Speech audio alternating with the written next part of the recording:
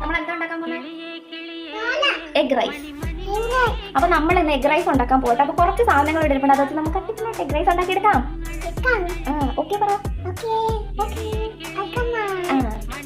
അപ്പൊ നമ്മളിവിടെ കുറച്ച് സാധനം എടുത്ത് വെച്ചിട്ടുണ്ട്. തക്കാളി കുറച്ച് തക്കാളി, കുറച്ച് ക്യാരറ്റ്, കുറച്ച് ഉള്ളി, സവോള, കുറച്ച് ക്യാബേജ്, കുറച്ച് വെളുത്തുള്ളി. ഇത്ര എടുക്കും. കുറച്ച് ഉണ്ടാക്കുന്നുള്ളൂ. ആദ്യം നമുക്ക് മുട്ട എടുത്തിട്ട് ഒന്ന് ചിക്കി എടുക്കാം കേട്ടോ.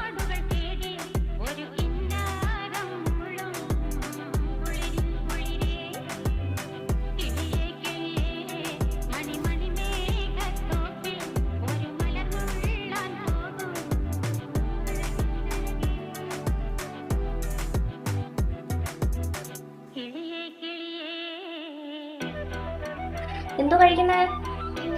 കൊള്ളാമോ? അടിപൊളിയാണ്. ചൂടുണ്ടോ?